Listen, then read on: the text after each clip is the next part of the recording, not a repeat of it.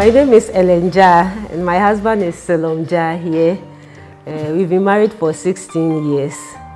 We met in school and God has been so good. We have 3 kids, 2 boys and a girl. I'm Daniel and this is my wife. Hello, my name is Tony. Nice to meet you all. So we've been married for 5 years and we have 2 children. You are Dromo and you are not. God's grace and God's own. So my name is Anthony Leddy. We've been married for 48 years.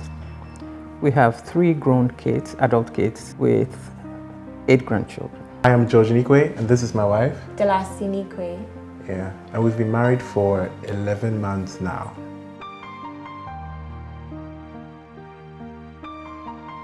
Right, you see a good question. The number 1 reason for divorce is unmet expectations.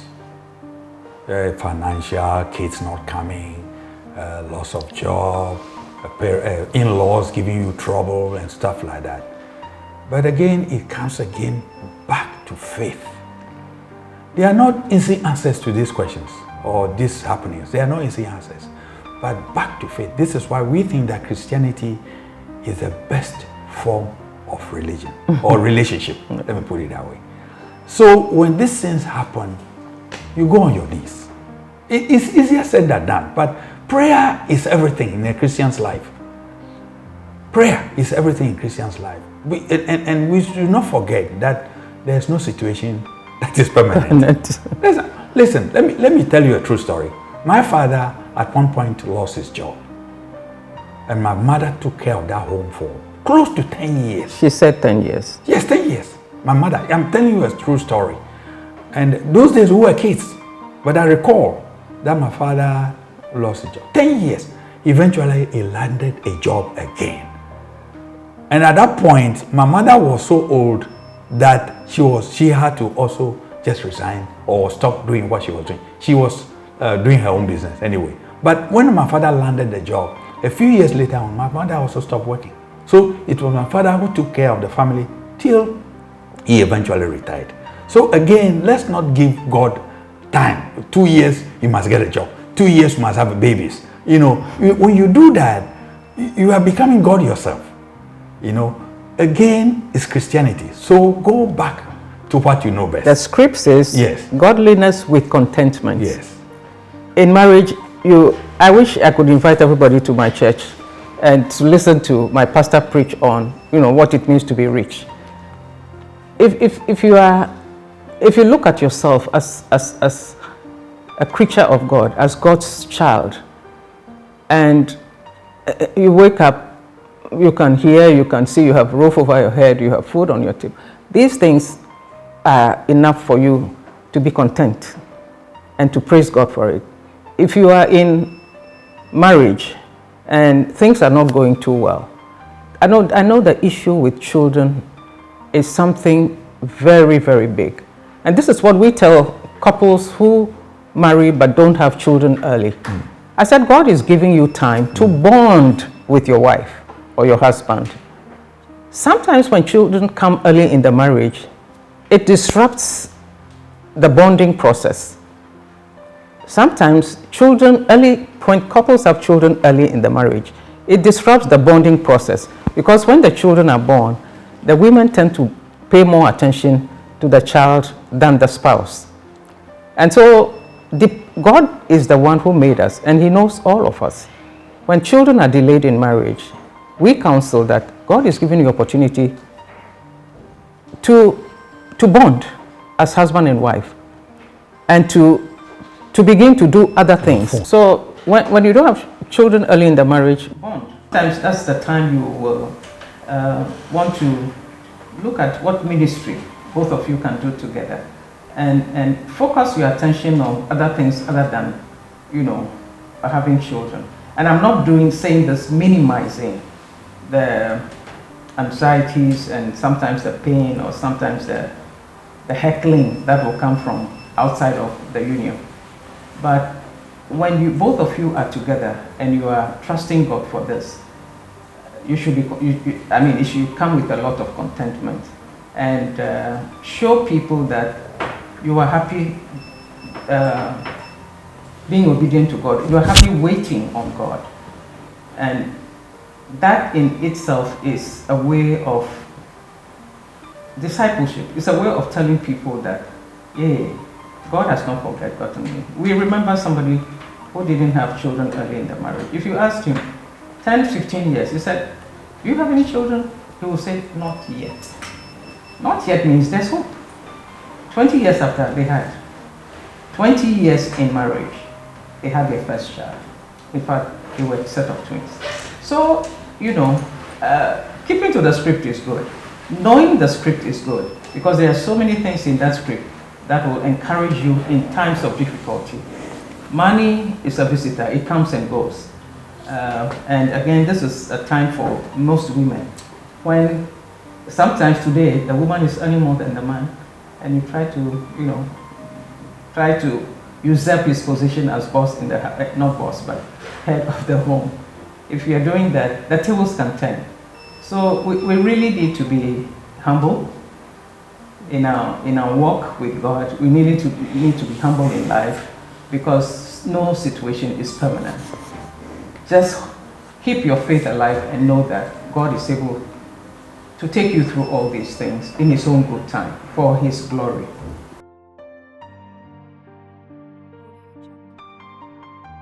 I would say, again, the surprises. There are certain times you think that you have really known your partner, but something happens and you say, no, this one I didn't know about it. And I generalize it and say, okay, so probably because she's a woman, you know. I'll give you an example. When we are getting ready to leave, to go out, I always make her, or prefer that she starts early. She starts early, but I always finish before her. I finish getting ready. Even when I get my shower first. He still finishes. You are amazed. When we go out of the house, she forgets something and she goes back again, and I'm still waiting, you know, until we get out of the house and we're on the way going. I know we are not done yet. So that really surprises me.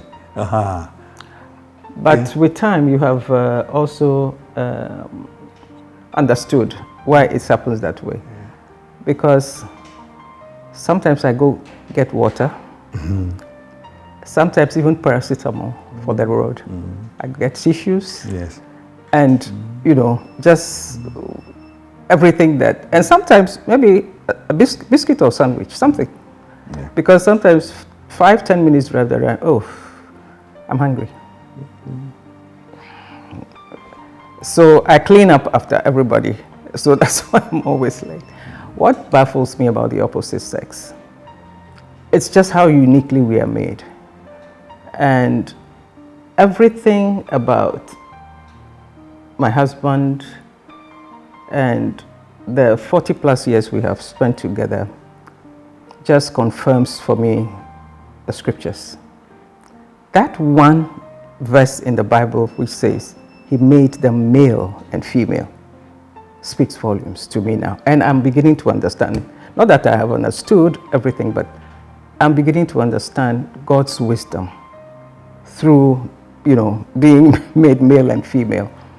Apart from our physical uniqueness, even emotionally, we are miles apart most of the time. For example, sometimes it's babysitting our grandkids, and he will say, "Oh, let her bring them over, like our daughters." I said, "No, let's just get ready, take a book or something, and go to their place." I said, "Why doesn't she bring them over?" I said, "2 kids bundled up and doing that journey, it's okay, let's go over. We don't have anything to pack." So he doesn't understand, you know, about motherhood. He's a man, he's a father. So from a woman's point of view, I look at things differently, and he does differently. For me, with my union and relationship with Ellen, it's been very good. The only thing is timekeeping. They always say that women are always late. I hope one day she overcome that challenge. That's it. So I have to be on her now. Hurry. It's not pleasant to me. So that's what baffles me about women. It's like human beings, as human beings, we are all different, and he's saying just one of mine. I know there are other ways that I'm different, but maybe what I would say is that does it baffle me, or it doesn't baffle me so much, because I tend to understand that we are different. So he will do the things that comes to him naturally, like always insisting that, hey, let's be on time, let's do this. I'm quite flexible compared to him. He's very structured. So in terms of that sense, I think I'm getting closer to his end, but I'm nowhere near where he is. So I think that would be the only thing. Yeah, I tend to know that we will be different, so I wouldn't worry myself. But it's getting better. Yeah. There hasn't been surprises. There has rather been more of him that I didn't even know. Like, he goes so much the extra mile. So the first instance that he talked about, he's a very hardworking person. So we went for this crusade, and everybody will go for evangelism. And a friend of us asked that we join the kitchen staff to help with the meals for all the students who were there. So you could see that he's a very hardworking person, and that has translated into our home. We have family events. It's not even his family, my family events, and then he will clear up the whole place, and my parents are like, hey, please, all of you get up. We can't leave Mr. Jha to be doing this on our behalf. So he's brought that hardworking nature and the discipline around him. So he's rather surprised me on that part, that there is more virtue in him than I even thought, because usually you are expecting the man to be the one throwing things around and you picking them up, but it's the reverse. Looked out for the basic, but I had an advanced, perfect woman fit for me. And I always say that God just looked at me and said, look, I'm going to give you something better. So God just gave this gift to me, and it has been marvelous. It has been more than I could imagine and even think of. Yeah. When I say, please drill the wall now, I have to remind you for 1 week. Apparently, guys have something called the nothing box, where they don't do anything. They just want to chill. When I'm asking for things I've been doing right now, I still can't get over that. I can't. Well, for me, I still don't understand what your version of nothing is when it's actually something. Is everything all right? Oh, nothing. And yet you know that there's something wrong. I don't know why. So when I see there's nothing wrong, I literally mean there's nothing wrong. Mm-hmm. And when she says there's nothing wrong, you'd have to be scared. Because that means there's something wrong.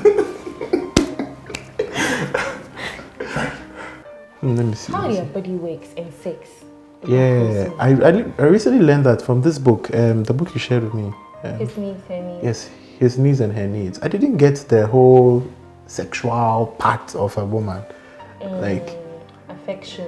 Yeah, like affection, like yeah, that part. But to date, like she wants to cuddle, right? And when she wants to cuddle, it sparks me up to go to the next, but she doesn't want to go to the next. Then I'm like, what's this? Is a weird. So let me explain myself. A weird thing.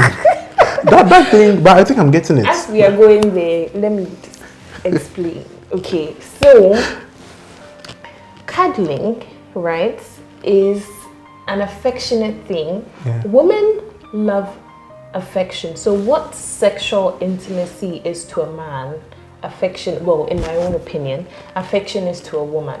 Yeah. And so women receive affection in different ways. Some like to be kissed on the forehead, some like to be hugged, some like to be held, you know, some like to be spoken to in a certain type of way. Me, I like cuddles. I want, when I come back from work, please stop everything you're doing and let's go to the bed and cuddle. Is it too much to ask? No. So he never really understood it, because he's like, okay, his body has a different brain, because once we start to cuddle, his body is telling him something else altogether. And I'm saying, no, I don't want any of that. I just want to cuddle. And so that I guess that baffles both of us, really. But I think right now, it's improving. fine. Yeah. It's okay. But initially, it was very strange for me. Yes, he felt like, okay, cuddling equals this. I'm like, no, cuddling not equal to this. Cuddling equal to affection. So that baffles me, the way they're easily turned on, etc.